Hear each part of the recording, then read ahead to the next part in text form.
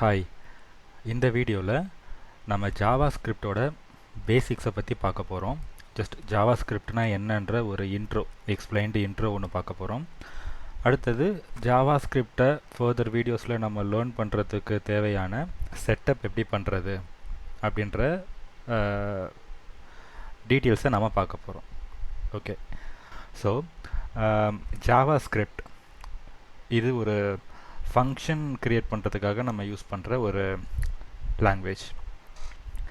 HTML and CSSல நமக்கு அதிகமாக conditions எல்லாம் கொடுக்க முடியாது. அது ஜஸ்ட் ஒரு டிசைனிங் பர்பஸ்க்காக நம்ம யூஸ் பண்ணுற ஒரு ப்ரோக்ராமிங் லாங்குவேஜஸ்.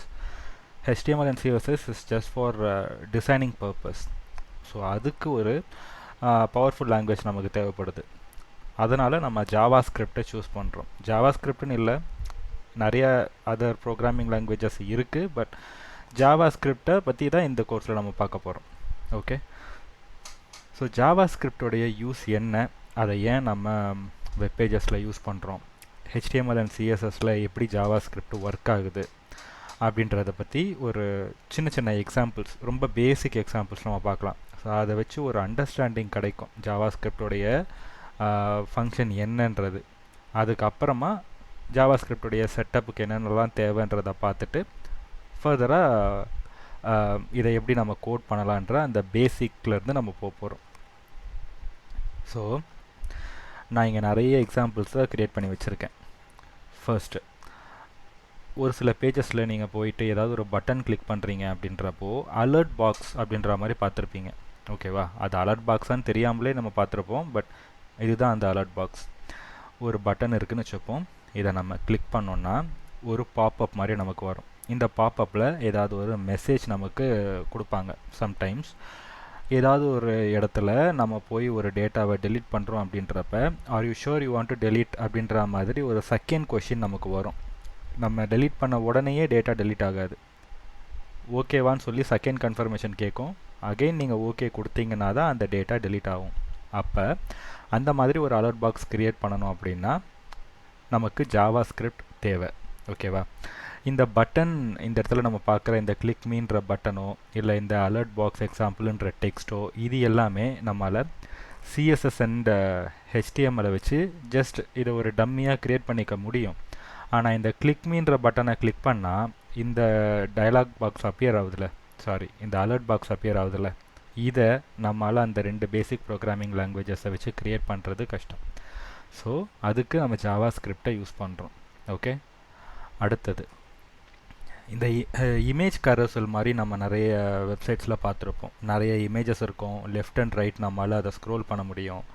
இமேஜில் இந்த மாதிரி ரெண்டு சைடு ஆரோ இருக்கும். இப்போ இந்த ஆரோவை கிளிக் பண்ணோம்னா ஒரு இமேஜாக நமக்கு வந்து ஸ்லைடின் ஆகும். அப்போ இந்த மாதிரி இமேஜஸை நம்ம எப்படி ஒரு கரோசலாக கன்வெர்ட் பண்ணுறது, ஒரு வீடியோவை எப்படி நம்ம இந்த மாதிரி கரோசலாக கன்வெர்ட் பண்ணுறது அப்படின்றதெல்லாம் ஜாவா ஸ்கிரிப்டை வச்சு தான் நம்ம அந்த ஃபங்க்ஷனை நம்ம க்ரியேட் பண்ண முடியும். இந்த ட்ரான்சிஷன்ஸ் எல்லாம் ஜாவா ஸ்கிரிப்டை வச்சு தான் நம்மளால் க்ரியேட் பண்ண முடியும். அடுத்தது ஃபார்ம் வேலிடேஷன். நம்ம ஒரு யூசர் நேம் பாஸ்வேர்ட் போட்டு ஏதாவது ஒரு வெப்சைட்டில் லாகின் பண்ண ட்ரை பண்ணுறோன்னு வச்சுக்கலாம்.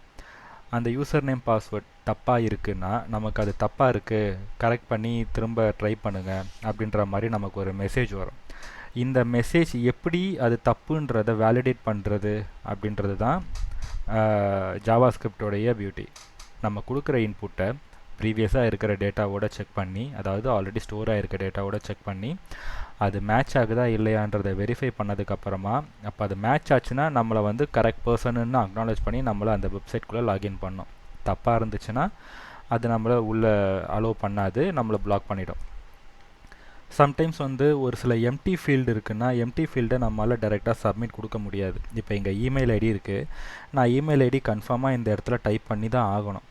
இதை நான் எம்டியாக விட்டுட்டு சப்மிட் கொடுத்தேன்னா எனக்கு வந்து கன்ஃபார்மாக இமெயில் ஐடி நீங்கள் என்ட்ரு பண்ணணும்னு ஒரு எரர் வரும். ஓகேவா, இப்போ நான் இந்த பிளாங்காக வச்சுட்டு சப்மிட் கொடுக்குறேன், இமெயில் ஐடி இஸ் ரெக்வயர்டுன்னு சொல்லிவிட்டு எனக்கு ஒரு அலர்ட் பாக்ஸ் வருது.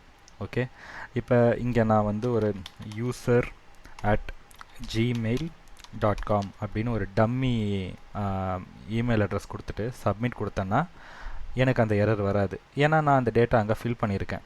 அப்போ அங்கே டேட்டா இருக்கா இல்லையா, அந்த ஃபீல்டு எம்டியாக இருக்கா ஃபில்லாக இருக்கான்றதை அனலைஸ் பண்ணி அதுக்கேற்ற மாதிரி ஒரு யூசர் கூட நம்ம ஒரு இன்ட்ராக்ஷன் அலர்ட் பாக்ஸ் யூஸ் பண்ணி கன்வே பண்ணுறதுக்கு ஜாவாஸ்கிரிப்ட் மாதிரி ஒரு ப்ரோக்ராமிங் லாங்குவேஜ் நமக்கு தேவைப்படுது வெப்சைட் டிசைனிங்கில்.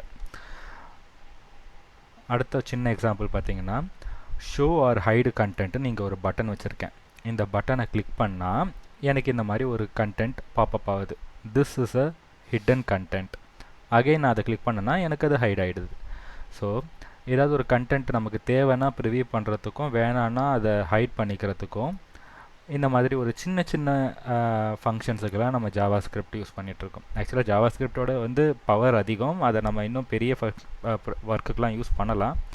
நான் ஜஸ்ட் ஒரு பேசிக் எக்ஸாம்பிள்ஸாக எடுத்து ஜாவாஸ்கிரிப்ட்னா என்னன்னே தெரியாது, அது ஏன் வெப்சைட்டில் யூஸ் பண்ணுறோன்னே தெரியாது அப்படின்ற பர்சன்ஸுக்கு மட்டும், ரொம்ப பிகினர்ஸ்க்கு மட்டும் இதெல்லாம் ஒரு சின்ன எக்ஸாம்பிள்ஸாக நான் கொடுக்க ட்ரை பண்ணிகிட்ருக்கேன். அடுத்தது ஒரு கவுண்ட் டவுன் டைமர் மாதிரி வச்சுக்கலாம். இப்போ ஒரு 10 செகண்ட்லேருந்து ஸ்டார்ட் ஆகி 0 செகண்ட் வரைக்கும் அது பேக்வேர்ட்ஸில் கவுண்ட் பண்ணதுக்கப்புறமா டைம் அவுட் அப்படின்னு எனக்கு ஒரு அலர்ட் வரணும். சரியா? நான் இப்போ ரெஃப்ரெஷ் பண்ணுறேன், எனக்கு இந்த டைமர் ஸ்டார்ட் ஆகிடும். 10லேருந்து ஸ்டார்ட் ஆகுது. இது 0 செகண்டுக்கு நமக்கு வரும்போது இந்த கவுண்ட் டவுன் டைமர் ஸ்டாப் ஆகும். ஆனதுக்கப்புறமா எனக்கு ஒரு அலர்ட் பாக்ஸ் பாப்பப் ஆகும். ஸோ டைம் அப் அப்படின்னு சொல்லிட்டு எனக்கு ஒரு அலர்ட் பாக்ஸ் வருது. ஒரு சின்ன டைமர் அப்ளிகேஷன் மாதிரி நம்ம இதை கன்சிடர் பண்ணிக்கலாம். இதெல்லாம் நம்ம ஜாவாஸ்கிரிப்ட் யூஸ் பண்ணி பண்ணுறோம். அடுத்தது ஒரு ட்ராப் டவுன் மெனு. நிறைய வெப்சைட்ஸில் நம்ம போகும்போது ஒரே ஒரு மெனு ஸ்டார்டிங்கில் இருக்கும். அதை கிளிக் பண்ணால் அதுலேருந்து நமக்கு மல்டிபிள் ஆப்ஷன்ஸ் இந்த மாதிரி கீழே ஃபாலோ ஆகும். இது ட்ராப் டவுன் மெனுன்னு சொல்லுவோம். அப்போ இதை கிளிக் பண்ணால் எப்படி நமக்கு இந்த மாதிரி ஒரு மல்டிபிள் ஆப்ஷன்ஸ் எக்ஸ்பேண்ட் ஆகுதுன்னா இதையும் ஜாவாஸ்கிரிப்ட் யூஸ் பண்ணி நம்ம பண்ணலாம். ஓகேவா? ஸோ ஒரு ஐடியா உங்களுக்கு கிடச்சிருக்கும் ஜாவாஸ்கிரிப்ட்ன்றது எதனால் நம்ம HTML அண்ட் CSS கம்பைண்டில் ஒரு வெப்சைட்டில் நம்ம அதை யூஸ் பண்ணுறோம் அப்படின்றதுக்காக. ஃபர்தராக இப்போ ஜாவாஸ்கிரிப்டை நம்ம ரைட் பண்ணுறதுக்கும் லேர்ன் பண்ணுறதுக்கும் பேசிக்ஸை பார்க்குறதுக்கும் நம்ம ஸ்டார்ட் பண்ணலாம். அதுக்கு முன்னாடி நமக்கு தேவையான சாஃப்ட்வேர்ஸ் எல்லாம் நம்ம இன்ஸ்டால் பண்ணிக்கலாம். ஃபர்ஸ்ட் நமக்கு தேவை இந்த விஷுவல் ஸ்டுடியோ கோடுன்ற IDE நமக்கு தேவை.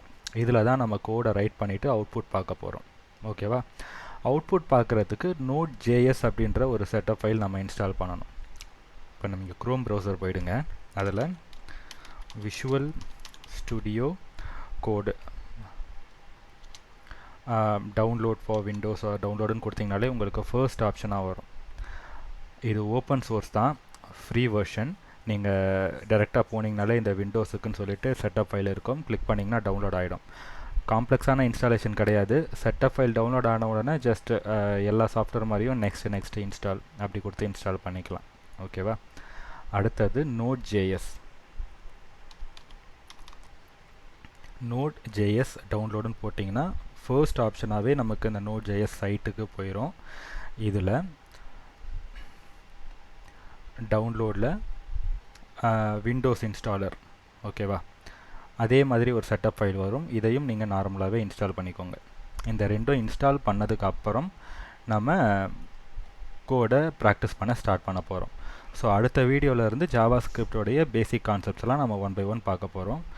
கண்டினியூ பண்ணுங்கள்.